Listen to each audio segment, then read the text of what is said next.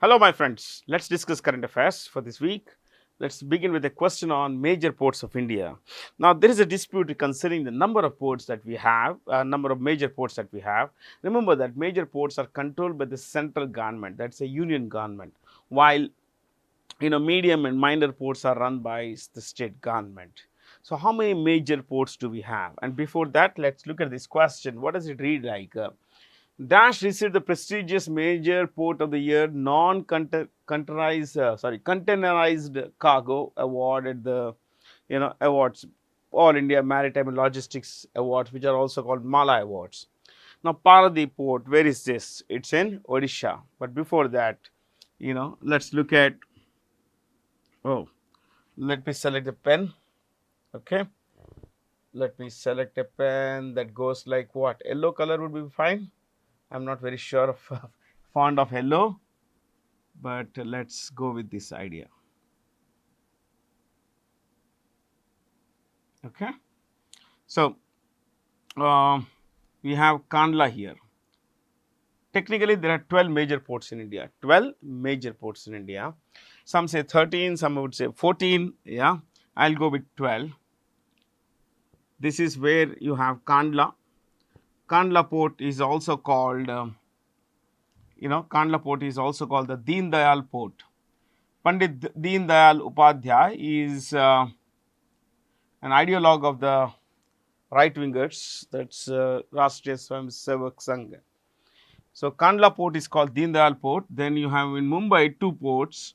Yeah, I think Mumbai has 2 ports. One is JNPT, Jawaharlal Nehru Port Trust. The other is Mumbai Port Trust. Mumbai Port Trust. So there are 2 ports that Mumbai has. Okay. Then we go down south to Goa, Marmugao. Marmugao in Goa. Then in South Karnataka, there is this place called, New Mangaluru or Mangalore. New Mangalore, or now as the locals call it, Mangaluru. Then you have in Kochi. Kochi is, as you know, in Kerala. So the 6 ports here. Okay, starting with Kandla in Gujarat, couple of them in Maharashtra, especially in Mumbai. Then one in Goa, Marmugao, New Mangaluru port in Karnataka, and Kochi in Kerala. You take a U-turn. Here there is a place called Toothukudi. Toothukudi. Okay, you can write with a Y also, no harm. Toothukudi port is called Chidambaranar port. Chidambaranar port. It's named after the great freedom fighter and all, statesman Chidambaranar port. Toothukudi was previously called Tuticorin. Okay, then you have a place called Chennai, which you are all familiar with.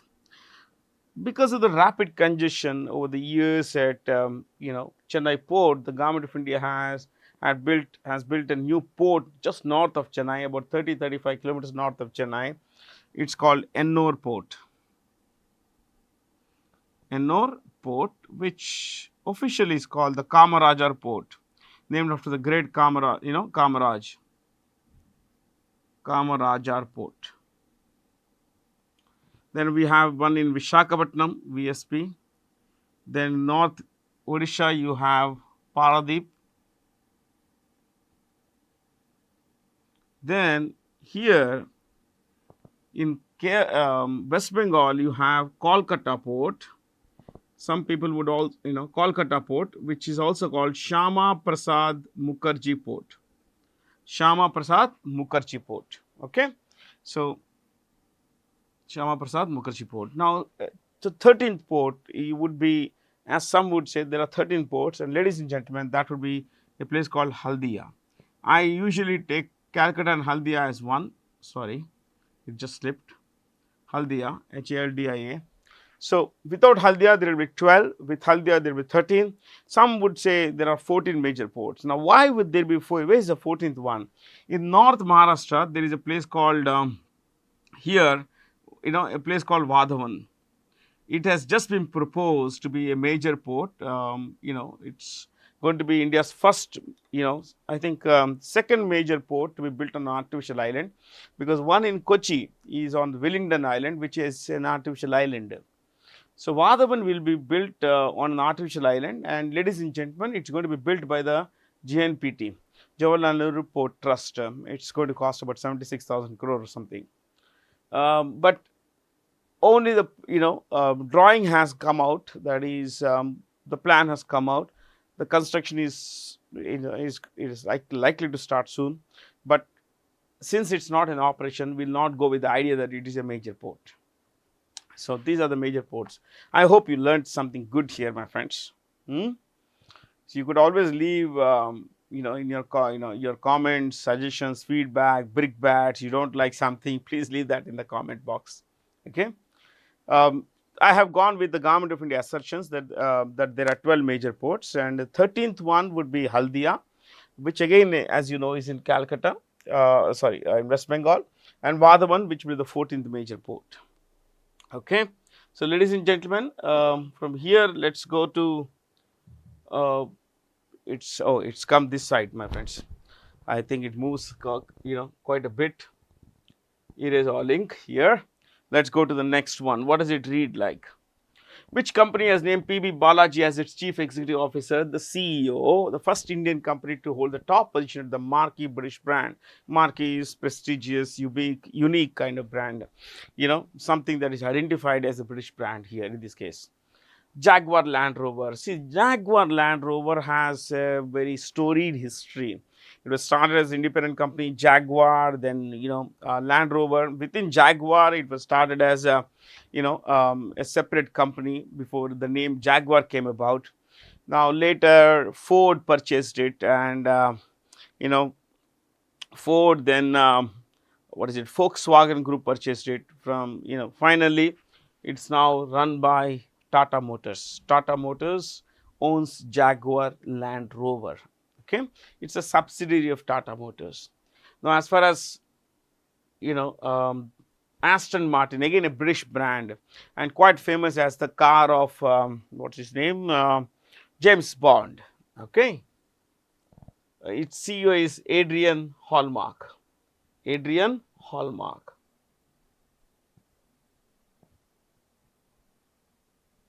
Okay, Adrian Hallmark.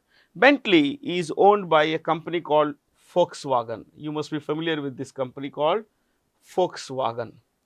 It's the world's second largest automaker. This V is pronounced with an F. Remember this. It is not Volkswagen, it is Volkswagen. Volks means people, Wagen means car, people's car. Okay. Its CEO, Volkswagen Group CEO is a guy called Oliver. Okay, let me write in full. Oliver Bloom.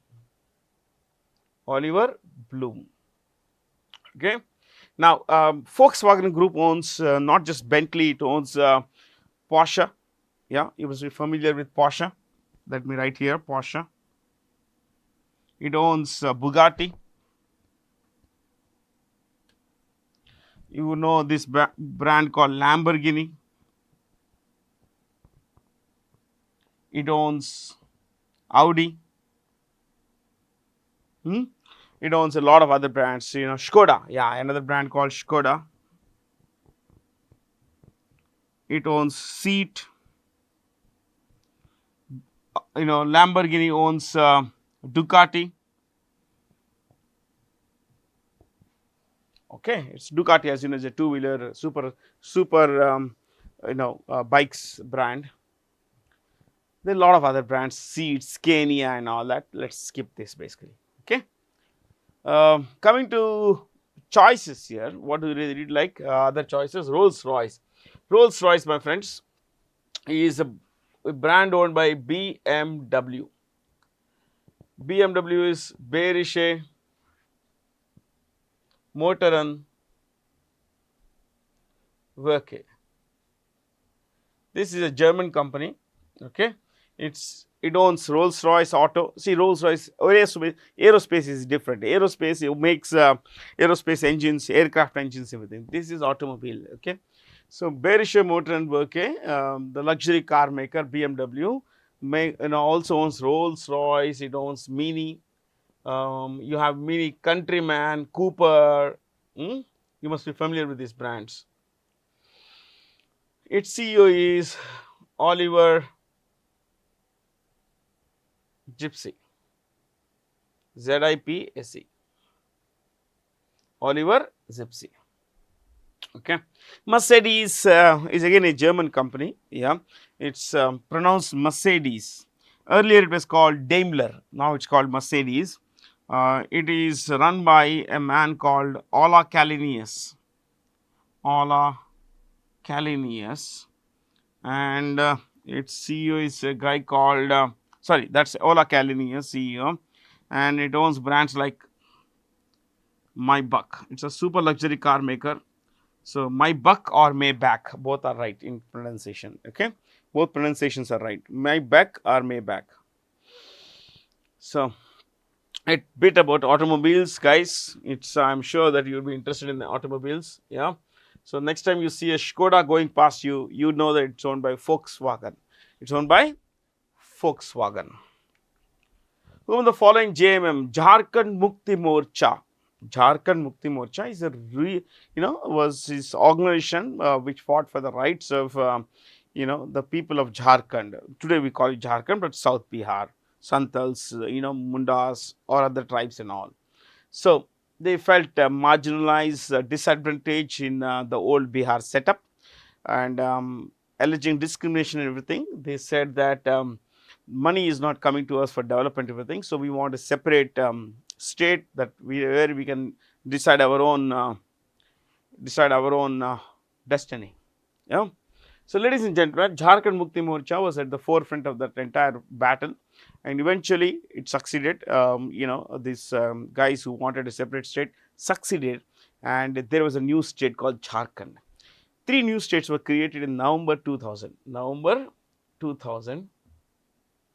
Okay, one was Chhattisgarh out of Madhya Pradesh, Uttarakhand out of Uttar Pradesh, and Jharkhand out of Bihar. I think this was on 1st November, this was on 9th November, this was on 15th November. I may be incorrect, but I think I am right here. Okay.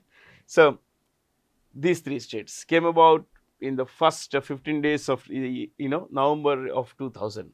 Now Jharkhand Mukti Morcha's leader, the biggest leader the party has had is Shibu Soren, 7-time member of parliament. What? 7-time member of parliament, 3-time union minister, especially coal ministry was his favorite, and 3 times CM, chief minister of Jharkhand. I think he was the first CM of Jharkhand. Yeah, after it was carved out of the old Bihar. He died recently, and he had this nickname, Dishom Guru. Dishom Guru in the local Santal Bhasha, Santal people speak this language. He was born into the Santal tribe, one of India's largest tribes. Okay, you must be familiar with the great Santal rebellion, where this great community fought against atyachars, that the persecution by the British landlords, and of course Indian British army, and of course the Indian landlords. Yeah. So Disham Guru means Guru of all, Guru of all 10 directions. Can you beat this? Guru of all 10 directions. This is the kind of respect they had for this man, whom they believe fought for them, for their rights. Yeah, Guru of all 10 directions. That is Dishom Guru. Okay, I think we'll just leave it here. We'll go to the next one. Name the only asset management company to establish a physical presence in the high altitude region of Leh.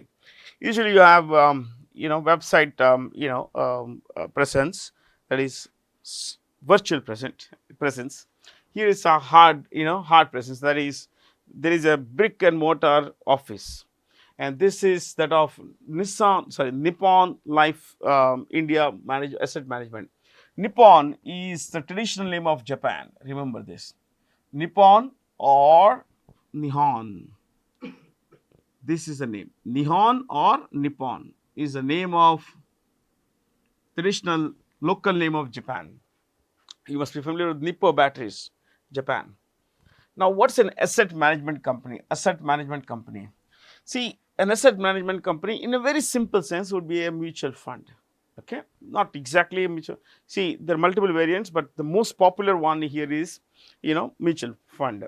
So, in what, how does a mutual fund help actually? Help people realize, save money and all that. How is it different from directly investing into the stock market?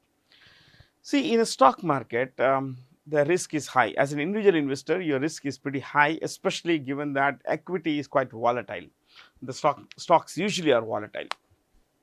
So let's say you have 1 lakh rupees with you, and you buy shares of, TCS. Someone told you TCS shares damn good, man, you got to buy. Yeah, fair, you bought. You would buy, try, the thinking is you buy at a low price today and to sell at a higher price tomorrow. Okay. Now the thing here is you invest 1 lakh rupees there, you buy some shares, and tomorrow let's say the market crashes. It crashes, keeps crashing, as you can see that recently it's been crashing. The risk here is that you may lose your money. You may lose your money in the hope of earning something. Basically, the fear is you lose. The hope is backed by greed, of course, is that you will make some quick money. So this high risk here. But in a mutual fund, if you invest this 1 lakh in a mutual fund, I'm not asking, this is not advice, I'm just telling you how it operates. If you invest 1 lakh rupees in a mutual fund, what the mutual fund does is, it, there will be thousands of investors like us, you and me, okay, from whom this mutual fund collects money. That is, these guys invest money in the mutual fund. They buy mutual fund units. How?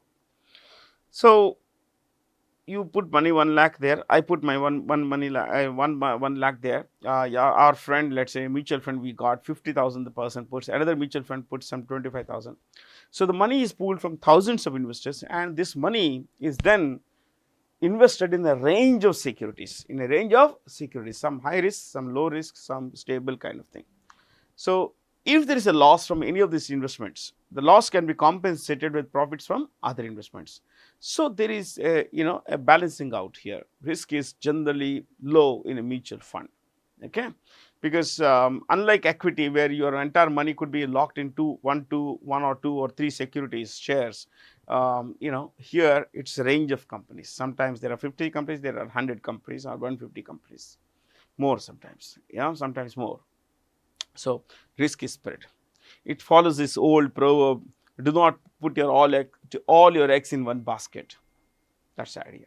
The basket drops, your eggs would break. All the eggs would break. Okay. So that's what mutual fund companies do. So if you look at some of these companies, for example, Sun Life is a Canadian company. So these are all joint ventures. What are these? Joint ventures. The All India Football Federation and the Dash signed a memorandum of understanding to launch India's first FIFA Talent Academy for girls. The government of Telangana, in association with All India Football Federation, have launched a new academy for girls to, to spot talent, footballing talent. If you look at FIFA, my friends, is the International Football Federation. Okay, this is headquartered. It's a global regulating body of the football sport. Its headquarters are in Zurich, Switzerland. Its president is a guy called Gianni Infantino. Okay, I'll just Infantino.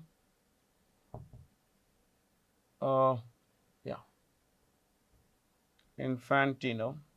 This guy has citizenship of both Italy and Switzerland. And you can see that these are the most important things. The All India Football Federation is run by Kalyan Chaube.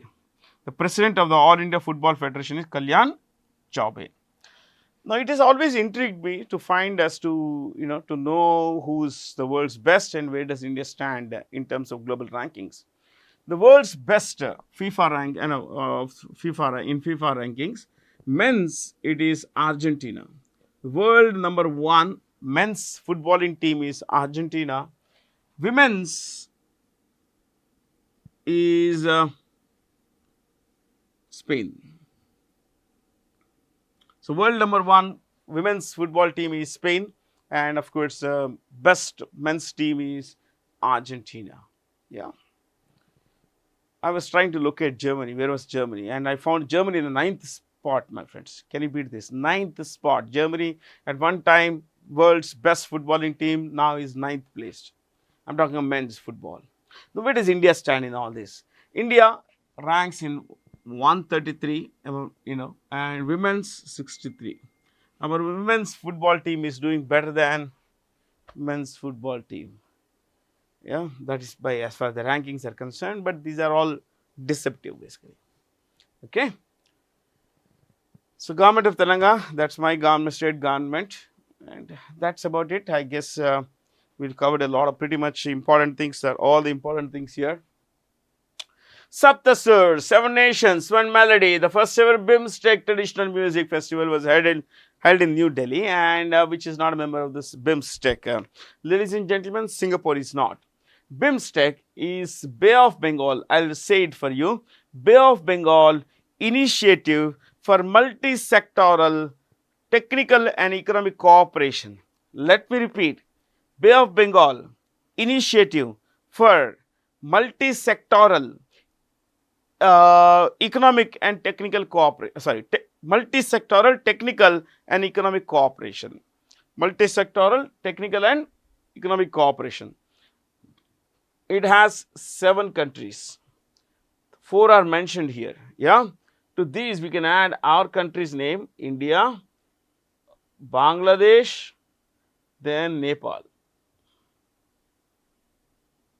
Okay. That's it. Simple, easy to learn, my friends, isn't it?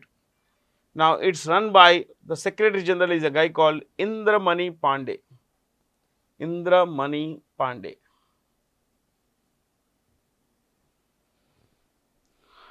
Okay. Yeah. Which bank has appointed Rajiv Anand as its new CEO and MD? IndusInd Bank, which as you know has been struggling because due to its some accounting ghapla, some scam kind of thing. The CFO resigned, the CEO resigned. CEO who resigned was Sumant Katpalia. Sumant Katpalia. So finally, IndusInd Bank has got a new CEO. And you know it's owned by the Hinduja family, which also owns Ashok Leyland and Gulf Oil. Yes Bank is run by Prashant Kumar. Prashant Kumar.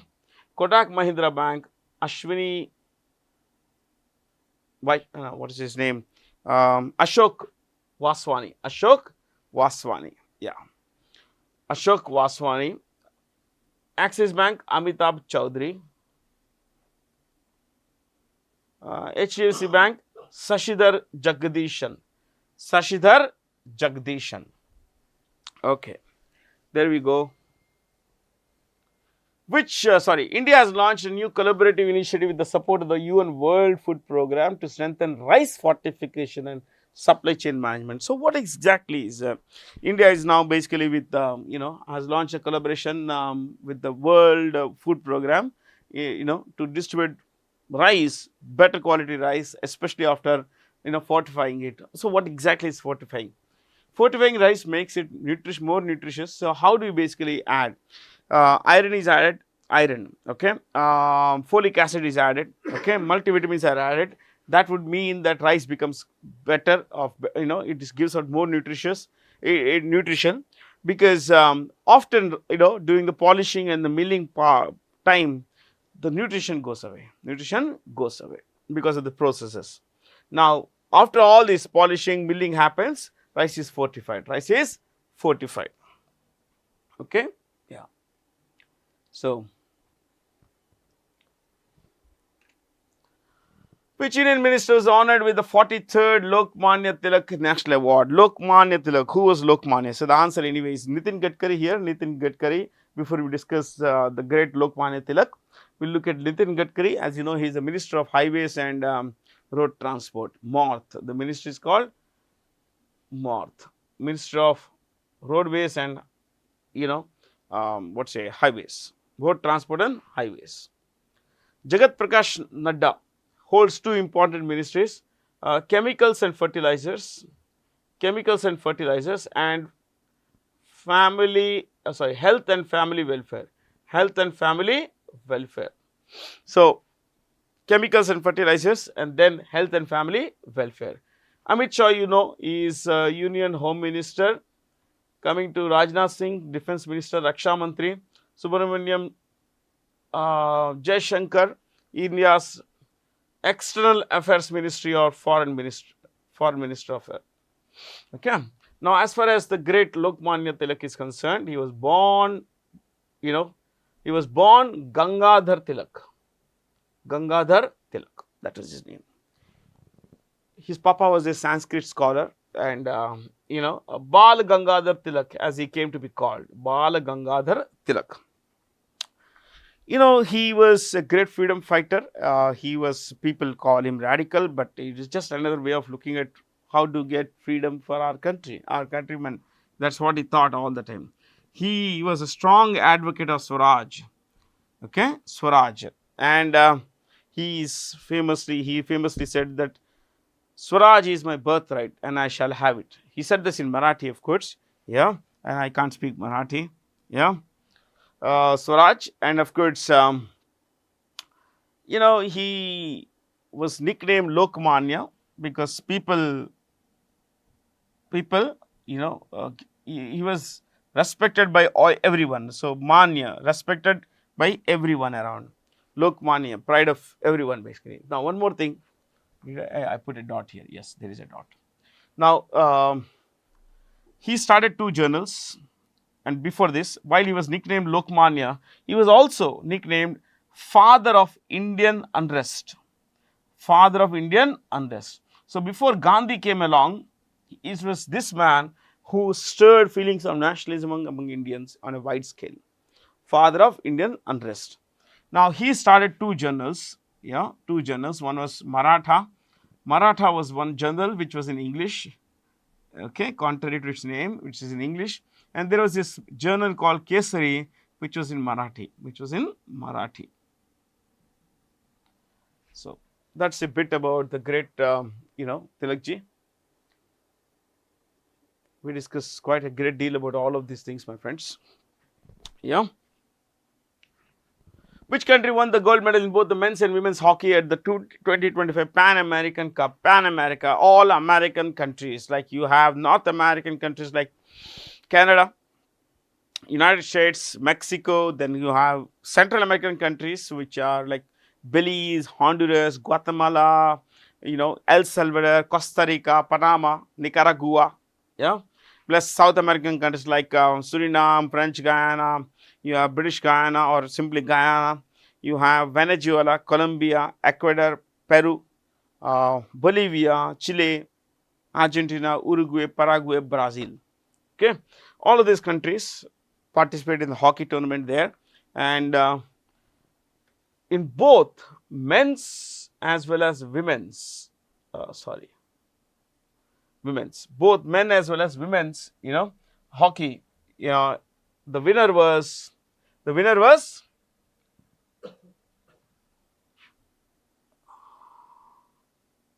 Argentina.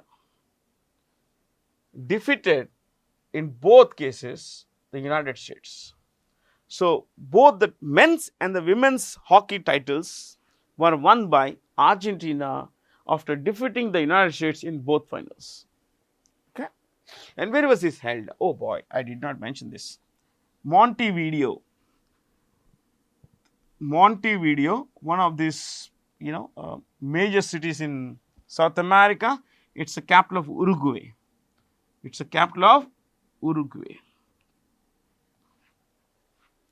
Montevideo, Uruguay. Shall we look at the capitals this time around? Chile, Santiago.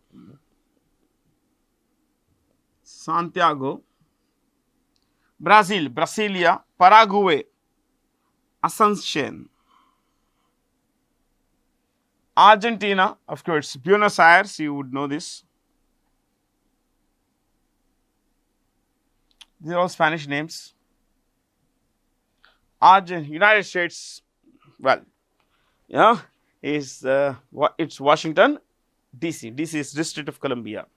Now, which two countries will host the 2026 Men's FIH International Hockey Federation? These are all French full forms, basically full short forms. Translate this into English: International Hockey Federation Men's Hockey World Cup. It will be hosted by Belgium and Netherlands next year. Belgium and Netherlands. The previous one in 2023 was hosted by India in Odisha. Austria, you see, just for fun, Vienna is the capital. Some extras, so why not discuss? Okay. If you see, Austria doesn't have a prime minister; they have a chancellor. There is a president, but the head of the government is a chancellor whose name is Christian Stocker. What's the name? Christian Stocker, S-T-O-C-K-E-R, Stocker. New Zealand's capital is Wellington, okay, and its prime minister is Christopher Luxon. Christopher Luxon, that's the prime minister. I didn't want to name the leaders, but any which way, okay. Belgium's capital is Brussels. Netherlands' capital is Amsterdam. Yeah, it's not that we wouldn't know these things, you and I. It's just that sometimes your teacher, like, should I be talking about such simple things, kind of thing. Yeah. Russia has officially exited the Intermediate Range Nuclear Forces Treaty, which it had signed as the USSR with the United States in 1987. So the US and Russia have carried on with treaties that were signed between the US and the USSR, the Union of Soviet Socialist Republics. Let me repeat, USSR is the Union of Soviet Socialist Republics. Now, this was also called the Soviet Union, which comprised back in those days 15 separate provinces, which today are 15 separate countries. The Union of Soviet Socialist Republics, that is the USSR, existed between 1921 and 21, you could say, or 1922 and 1991. That's when it was there for about 70 years, but in 91 it disintegrated. Okay, all these 15 provinces became 15 countries in those days. Now, what you need to know is that Russia was seen as the successor state of the Soviet Union. So it inherited all these international treaties and everything as a true signatory to those treaties. True means in the sense in place of the USSR. So all these arms treaties it had signed with the USA, they have been carrying on, but before Russia exited this treaty, what people don't tell you is this: Donald Trump had exited this treaty. United States had exited this treaty in its first term. This is what newspapers don't tell you. Okay, yeah. But this treaty is only for ground-based missiles launched from the ground. So ground launched missiles. It does not apply to air launched, and it does not apply to sea launched. So you should keep this in mind. Okay. So there's hardly anything else to discuss here. Let's go to the next one. Which organization has released this unlocking a $2 billion opportunity electric vehicles in India report? Well, the NICLAO Aayog has launched this. The NICLAO Aayog came up with this idea that by 2030 India will have at least 50% of its vehicles to be electric vehicles. I mean, it's pretty ambitious, my friends, but they say that everything starts small. Well, I'll not pass judgment here, but the adoption has been pretty slow. Of late it has picked up, but overall it's been slow. Not enough to replace 50% of the fossil fuel cars, combustion engine cars like diesel and petrol cars with electric vehicles. Yeah. But opportunity is large. It's not just you make the battery and sell a car, but an entire ecosystem with regard to what goes into electric vehicle. Okay. So you should know that 1/3 of the world's total number of cars, okay, I'll tell you how it works. Of the total global auto production, 33% are made in China. Okay, what China makes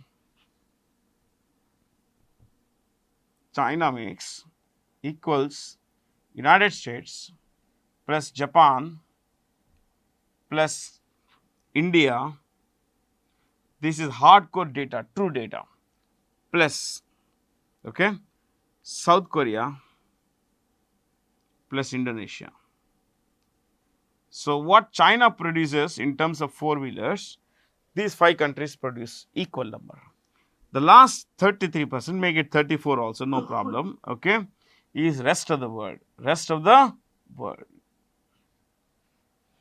China produces 1/3 of all automobiles in the world, okay, and it would be very tough for us to go anywhere closer. I am not kidding. Yeah. And just before that, NITI Aayog, National Institution for Transforming India. National Institution for Transforming India is a full form of NITI. It replaced the Planning Commission in 2015, and ever since then, it's been a think tank. You know, it's run by the Prime Minister. The ex officio chairman of the NITI Aayog is the Prime Minister of India.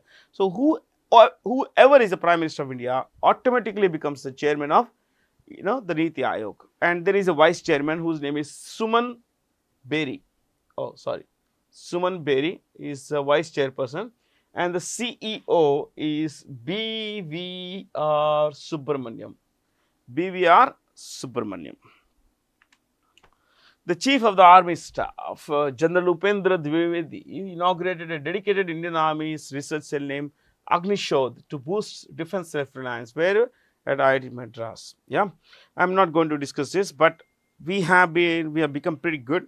We in the past were not seen as defense equipment maker. Today we have produced goods, defense equipment worth 1.8 lakh crore. Last financial year we produced defense goods worth 1,80,000 crore, which is a substantial departure from our completely dependent defense sector in the past. Yeah. With which telecom operator did the Numaligarh refinery sign an agreement to deploy India's first 5G, 5th generation, of telecom networking. Okay, 5th generation of telecom networks. Captive, non-public. Captive means only for a specific, captive. In this case, for whom? Only for Numaligarh refinery. Non-public, it's not open to public. So, it will be only the 5G network will cater to only the employees of Numaligarh refinery. Okay, where is this? It's in Assam. It's in Assam. Now, who are this? BSNL, Bharat Sanchar Nigam Limited. Ladies and gentlemen, is a public sector company run by Robert Ravi. Robert Ravi. Okay, Robert Ravi. Vodafone India. Akshaya Mundra. Akshaya Mundra. Akshaya Mundra is the CEO of Vodafone Idea. Bharti Airtel, Gopal Vittal. Gopal Vittal. Jio, of course, Jio and Starlink again are, telecom companies. Starlink is owned by SpaceX, which again you should know that, Starlink is mobile, it's a internet service provider, but satellite internet service provider through satellites, directly to satellites. As per the data leads report, what was the amount lost by Indians to cyber criminals and fraudsters? Oh man, look at that, 23,000 crore. See, this is an estimate. A lot of people don't even lodge a report, for maybe for shame, due to shame, social stigma, for whatever. Despite the government running so many awareness campaigns, telecom networks running awareness campaigns, police running awareness campaigns, people fall prey. People think they are smarter than, of course, everyone else, and they click on, unnecessary links. They get into this greed for earning their extra income, that free gift, and they end up losing a lot of money. This morning I was reading some story, and some person lost 1.8 crore rupees. Why would people click on, they say that there is some free gift. Why would anyone give you a free thing if you don't know that person? If it's a gift, of course, it has got to be free. I always wonder why people say free gift. Gift has to be free, isn't it? But remember, my friends, there is nothing called a free lunch. No one will give you anything for free. And if you got some parcel from some place, you don't have to pay anything for it unless it's a COD. Okay? Yeah. According to data released by the Global Airlines Grouping, IATA, International Aviation Airline Transport Agency, identify the correct statements, all of them actually. India is world's 5th biggest aviation market. Percentage wise, United States is the world's largest, 14.4% share in global aviation market, 14.4% share. China, number 2, how much? 11.3%. Hardcore data from the report. Okay. United States has 14.4% share in global aviation market. China has 11.3. India has, hold your breath, don't hold your breath, 1.7%. Yes, 1.7%. Now, one more thing. Between which two cities highest number of passengers move? In South Korea, the capital is called Seoul. The E is silent. Seoul, and there is a city called Jeju. The city is called Jeju. This is the world's busiest air corridor. How many passengers move between this? 1.5 crore in 1 year. Yeah, 1.5 crore. Can you believe this? Between two cities. A lot of passengers, no? Isn't that a lot of passengers? Yes. So from here, I guess that's pretty good. Yeah. Satyapal Malik, who died recently, was the governor of all these places, Jammu and Kashmir, Bihar, Odisha, Goa, and he was pretty controversial, especially towards the end. He became pretty controversial. He bad-mouthed Prime Minister Modi, Home Minister Amit Shah and all, and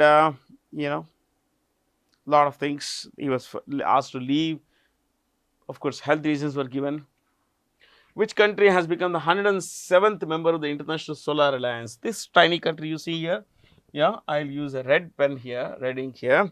This is Moldova. This is, ladies and gentlemen, Moldova. Okay, this tiny country. Ukraine, Moldova. A while ago, we had mentioned the USSR, the Union of Soviet Socialist Republics. We said that that country existed in between 1921, or you could say 22, okay, to 1991. I make it 21 for round figure, okay, 70 years. In these years, it had 15 provinces. 15 provinces. I'll give you an idea. Estonia 1, Latvia 2, Lithuania 3, Belarus 4, Ukraine 5, Moldova 6, Russia 7.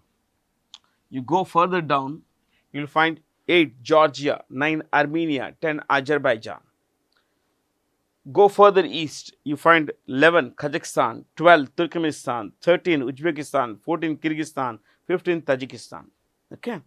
So, this country, Moldova, is deeply afraid of Russia, and of course, they all say this, that Russia is out to occupy this and all. But there is a particular place here called Transnistria. Transnistria. This province has broken away from Moldova, and it says we don't want to be a part of the European Union because Moldova wants to be a part of the European Union, and these guys say no, we identify ourselves as Russians, so we want to be an independent country backed by Russia. I will not go into this discussion, okay. And the capital is mentioned here, Chisinau, because it's in small letters. I'll just write this in, here, Chisinau. The capital is Chisinau, and the president is Maya Sandu. Maya Sandu. She's an out and out pro-West, pro-European Union, pro-America, political leader. Its currency, since we mentioned it, Leu. Okay. And International Solar Alliance, as you know, comprises almost all the members of the European Union, open to all, but signatories have to be there. They have to sign basically. So, the latest member is Moldova. It's headquartered in Gurugram. Its Secretary General is a guy called Ashish Khanna. Ashish Khanna. Malaysia, Maldives, you know all of these places. Just Mauritania. This country is in Western Africa, pretty large country, whose capital is Nouakchott. Nouakchott. This is the exact capital. Mali, Bamako, Western Africa, Bamako, B-A-M-A-K-O, Bamako. Maldives, you know, Malé, Malaysia, Kuala Lumpur, and another place called Putrajaya. What's the name? Putrajaya. Malaysia has two capitals, Putrajaya and Kuala Lumpur.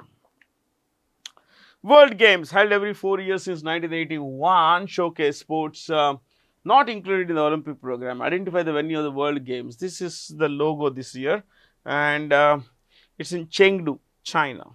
Okay, Chengdu, China. The next event will be held in Germany in a place called Karlsruhe. Karlsruhe. Karlsruhe. I'll just change the pen, the color of the pen. Yellow is okay because it's a black surface. Karlsruhe this is 2029. 2029. Paris, we have had Summer Olympics in Paris. Los Angeles, 2028 Summer Olympic Games. Okay, that's about it. Hey, what about 2032? 2032 Summer Olympic Games will be held in a place called Brisbane. Brisbane, which is in Australia. Yeah. Which city has topped the Global Artificial Intelligence City Index? They measure the entire ecosystem. They measure entire ecosystem. Okay. So, what is this? Singapore. Singapore has come first. In the order in which these are mentioned, these are the top 5 cities when it comes to, you know, the index, having a great AI system, you know, ecosystem in place. These are the 4 fastest growing places when it comes to AI cities. Bengaluru, Riyadh, the capital of Saudi Arabia, and Hangzhou, one of the biggest cities in China, Sao Paulo. Okay. Sao Paulo, as you know, is in Germany. So, I'm so sorry, in Brazil. Sao Paulo is in Brazil. It's St. Paul. That's how it becomes. Which small finance bank, which is a mini version of a scheduled commercial bank, received an in-principle approval from the RBI to become a universal bank? AU Small Finance Bank. This bank is run by Sanjay Agarwal. The CEO is Sanjay Agarwal. Ujjivan Small Finance Bank, Equitas, Jana. Should we look at a couple more? Okay, Equitas or Equitas. Vasudevan, P.N. Vasudevan, P.N. Equitas Small Finance Bank is run by Vasudevan, P.N. Jana, Ajay Kanwal.